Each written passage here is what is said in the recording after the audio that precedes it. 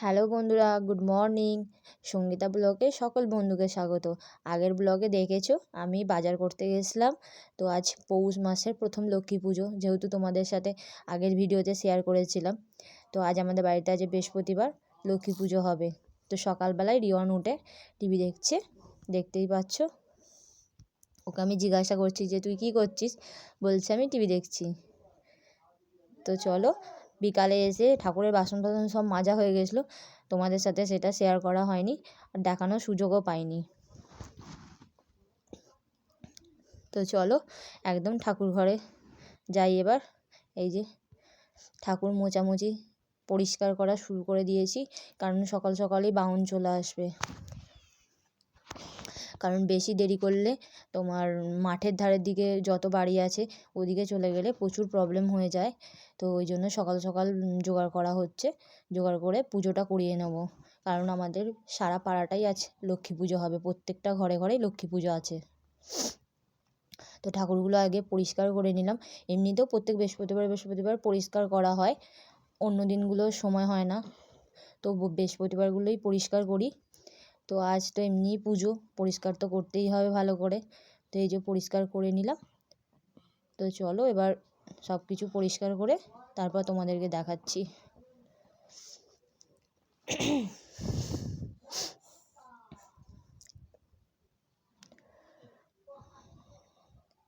তো এই যে মোটামুটি সবই পরিষ্কার হয়ে গেছে, খালি কাল বুধবার ছিল বলে মা লক্ষ্মীর ঘরটা তো আর তোলা হয়নি। তো আজকে তুলে সেটা শুধু মাজা হয়েছে, নাহলে এমনি সব ঠাকুরের বাসন মাজা হয়ে গেছে।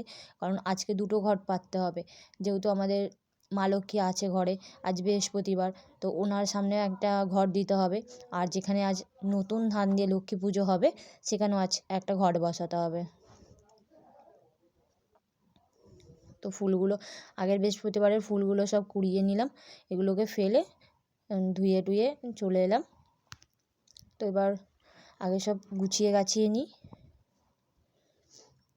কারণ বাউন যেহেতু এসেই গেছে, পাশের বাড়িতে শাঁখ বাজছে শোনা যাচ্ছে। তো আমি ওই ঝটপট করে যতটা তাড়াতাড়ি হয় পুজোটা করে নিই। মা ঘরের কাজগুলো করছিল, আমি পুজোটা করে নিচ্ছিলাম।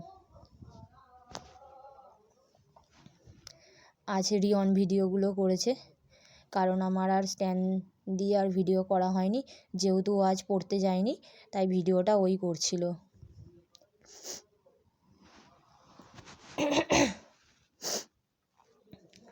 তো এই যে মোটামুটি সব কিছুই থালা ফালা দেওয়া হয়ে গেছে।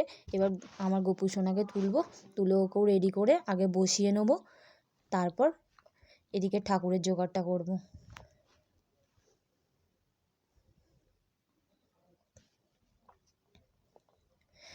আজ একটা লক্ষ্মী পুজো আছে, মানে পৌষ মাসের প্রথমেই নতুন ধান দিয়ে মা লক্ষ্মীর হাঁড়িতে আজ নতুন ধান পড়বে। তো নতুন ধান দিয়ে লক্ষ্মী পুজোটা হবে। আবার আছে মাঘ মাসে আছে তোমার দুপুরবেলাতে। এখানকার নিয়ম হচ্ছে দুপুরবেলা মানে ভাত ফাত খেয়ে তারপর বিকেলবেলা লক্ষ্মী পুজো করতে হয়। যেমন যেটা বলে না শিয়াল ডাকার লক্ষ্মী পুজো, মানে উঠোনে করতে হয় এই তোমার মাঘ মাসের লক্ষ্মী পুজোটা। চলো, আমার গোপু সোনা রেডি হয়ে গেছে, এই যে ওকে বসিয়ে দিয়েছি। নতুন জামা পরেছে আজকে, যেহেতু বাড়িতে লক্ষ্মী পুজো তাই ও নতুন জামা পরিয়ে দিয়েছে, ওকে সাজুগুজু করে বসিয়ে দিলাম। সামনে খেলনাগুলো দিয়ে দিচ্ছি।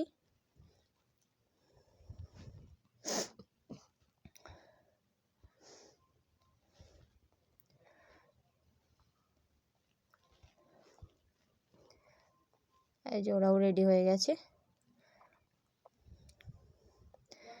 এবারে সব কিছু গ্লাসগুলো খুঁজে নিচ্ছিলাম, যেহেতু সব একসাথে মাজা দেওয়া হয়েছিল, সব একসাথে ঠাকুরের বাসনের সাথে রাখা হয়েছিল। এই যে জল চৌকিও ধোয়া হয়ে গেছে, সব মোটামুটি কমপ্লিট হয়েই আছে। তো এবার সাজাবো খালি।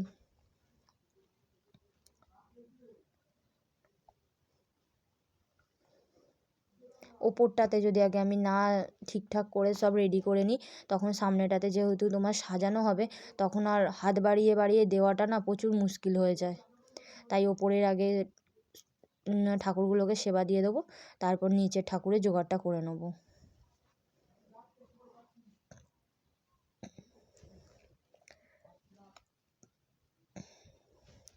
আমাদের বাড়িতে 12 মাসে 13 পার্বণ, প্রত্যেকটা মাসে লক্ষ্মী পুজো লেগেই আছে, কোনো মাসেতেই বাদ থাকে না।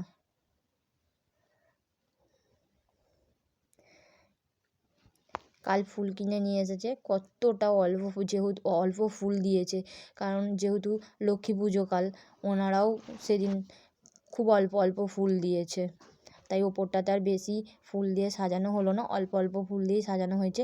যেহেতু আবার আজ লক্ষ্মী পুজো আছে, তাই ফুল রাখতে হয়েছে। এই যে নতুন ধান ঢালা হচ্ছে, জল চৌকিটা না অতিরিক্ত ছোট, তাই দেখো ধানগুলো পড়ে যাচ্ছে। যাই হোক, তো ওগুলো পুরোটাই তো দিতে হবে, ওতে 1 কিলো ধান আছে, পুরোটাই ধান দিয়ে আমাদের পুজো করতে হবে। কারণ আমি মাকে বলছিলাম যে একটু অল্প রেখে দেবো, মা বলছে না রাখতে নেই, পুরোটাই দিয়ে দাও, তাই পুরোটাই দিয়ে দিয়েছিলাম। এই যে দেখো কত দিনকার এই গাছ, কী বলে এগুলোকে জানি না ঠিক আমি, চুবড়ি, তারপরে হচ্ছে পেঁচা, সিঁদুর কৌটো, এই সবগুলো কত দিনকার জিনিস। আমার শাশুড়ির আমল থেকে, মানে ওনার শাশুড়ি ওনাকে দিয়েছিলেন।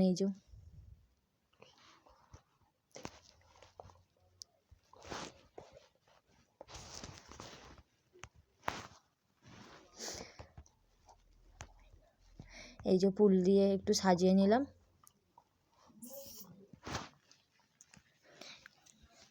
এই যে ঘটে জল দেওয়া হয়ে গেছে, এবার ঘরটা রেডি করে নিয়ে সামনে বসিয়ে দেবো।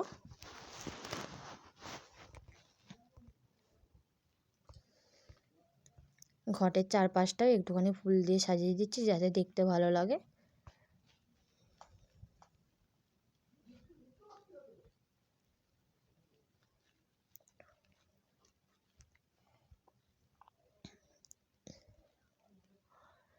মোটামুটি সাজানো হয়েই এসছে।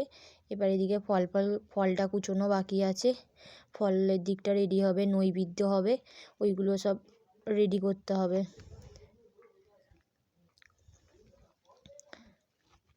রিয়ন খালি ঘুরিয়ে ঘুরিয়ে আমার গোপু সোনাকে দেখাচ্ছে তোমাদেরকে। দেখো খালি বলছে মা ফটো তুলবো, ফটো তুলবো। এই যে নৈবেদ্যগুলো এবার সাজাচ্ছি। এই যে আমাদের একটা থালায় 9টা করতে হয়, একটা থালায় 5টা করতে হয়, একটা থালায় লক্ষ্মীনারায়ণের হয়, একটা থালায় শুধু লক্ষ্মীর হয়। তো এই যে নৈবেদ্যগুলো আমি সাজাচ্ছি,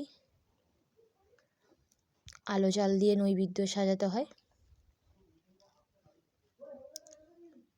এই যে ওই দুটো মা লক্ষ্মীর আর নারায়ণের হলো, আর এই থালাটাতে শুধু মা লক্ষ্মীর হবে।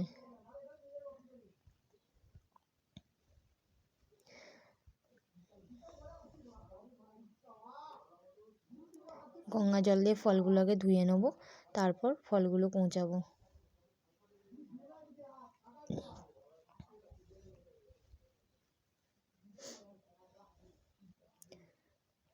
ফলের মধ্যে নেওয়া হয়েছিল কালকে নারকেল, কুল, আপেল, লেবু, তোমার কলা, ক্যাঁঠালি কলা, শসা, আঙুর, খেজুর,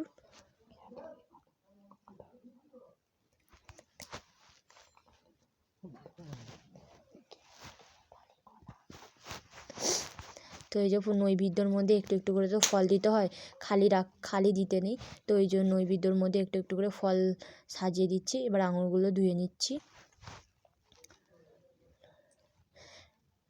রিয়ন আজকে পড়তে যায়নি,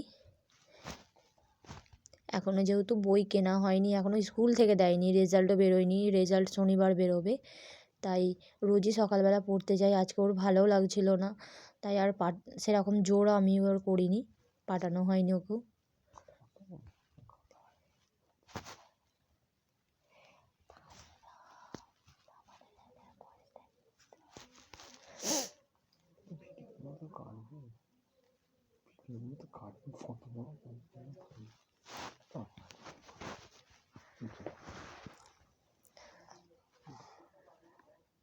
এই যে শসাটা কাটছি।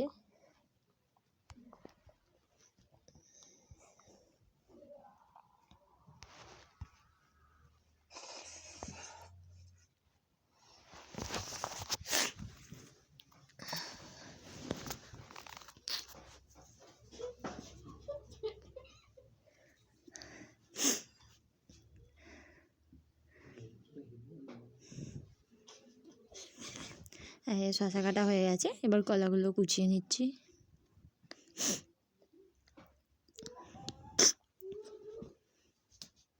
চলো নৈবেদ্য রেডি হয়ে গেছে, এবার ওগুলো সাজিয়ে দিই। সব কিছুই ফল ফল কুচানো হয়েও গেছে, এবার চিড়ে মুরগিটা সাজাচ্ছি।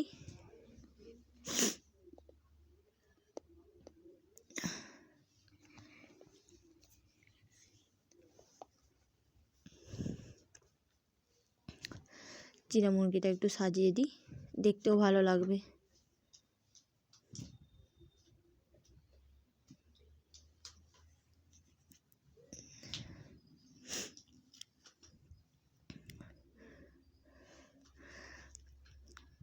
ওর বাবা ওখানে বসে চা খাচ্ছে, সেটা রিয়ন দেখাচ্ছে ওর বাবাকেও।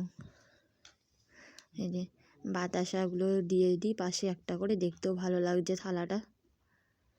মাঝখানে মাঝখানে একটা করে খেজুরও দেওয়া হবে, এই খেজুরগুলো দিচ্ছি, দেখতে সুন্দর লাগবে। একটু যাই হোক একটুখানি সাজিয়ে গুছিয়ে দিলেও ভগবানও তুষ্ট হবে, দেখতেও ভালো লাগবে।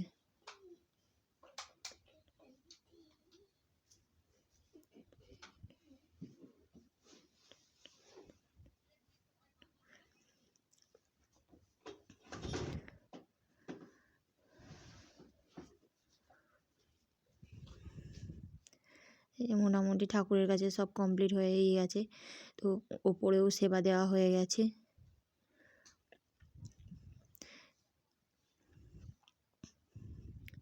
এই যে সব গুছিয়ে গেছে, সব ঠিকঠাক করা হয়ে গেছে।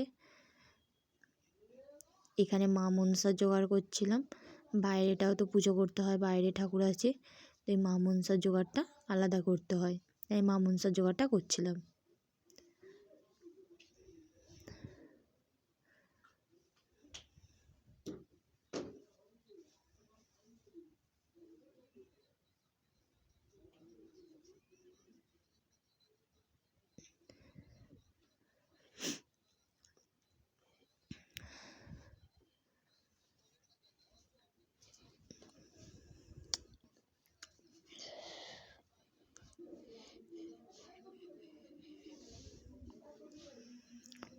তো এই যে বাউন জেঠু এসে গেছে, পুজো করতে বসে গেছে। এই যে বাউন জেঠু পুজো করছে, কারণ বাউন জেঠু চলে যাচ্ছিলো, তখন আমার প্রদীপগুলো সাজানো হয়নি, তার মধ্যেই আমি ডেকে নিয়ে চলে এসেছি। নাহলে মাঠের দিকে বললাম না, চলে গেলে প্রচুর অসুবিধা হয়ে যেত, যেহেতু তোমরা জানো, প্রত্যেকটা ব্লগেই দেখতে পাচ্ছ যে আমাকে দিদার দোকানে যেতে হয়, এখন কিছু করার নেই, তাই আমি বেরোবো বলে আমি পুজোটা করিয়ে নিচ্ছিলাম দিদার জন্য, একটু প্রসাদ যাতে আমি নিয়ে যেতে পারবো। তাই জেঠুকে ডেকে বসিয়ে পুজোটা করিয়ে নিলাম।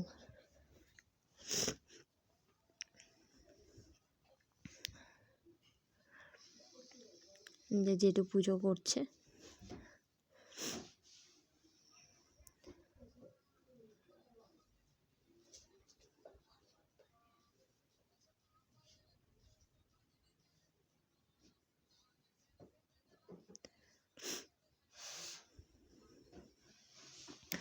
এই যে জেঠু পুজো করছে, তার মধ্যে আমাকে শাঁখ বাজাতে বললো, এই যে আমি শাঁখ বাজানো হলো। এবার বাইরে নিয়ে যাবে মা মনসার কাছে, সেইখানে পুজো হবে। তো চলো এবার বাইরে যাওয়া যাক। এই যে বাইরে সব গুছিয়ে নিয়ে যাচ্ছি মা মনসার কাছে, জেঠু পুজো করবে বলে। এই যে আমাদের মা মনসা এখানেই থাকে, তো এই যে জেঠু পুজো করছে বাইরেটা।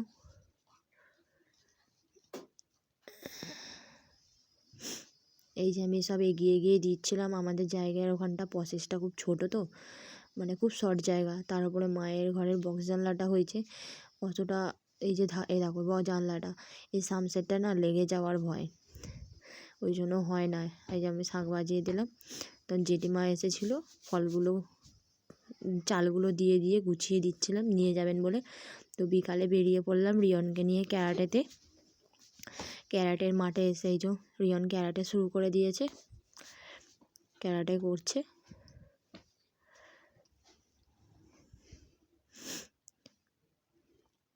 এটা হচ্ছে সরকারপাড়ার মাঠে রিয়ন ক্যারাটে শেখে। এই যে আমি জুম করে রিয়নকে দেখানোর চেষ্টা করছিলাম, এই যে লাল টুপি পরে দাঁড়িয়ে আছে, যেহেতু অনেকটা তো ওনাদের ওস এই যে প্র্যাকটিস করাচ্ছিল এরকমভাবে।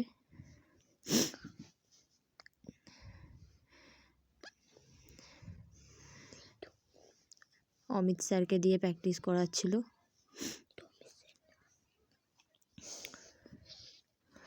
আর এটা দেখেই রিয়নরা সেই প্র্যাকটিসটা করছিল। এই দেখো রিয়ন লাল টুপি পরে দেখা যাচ্ছে।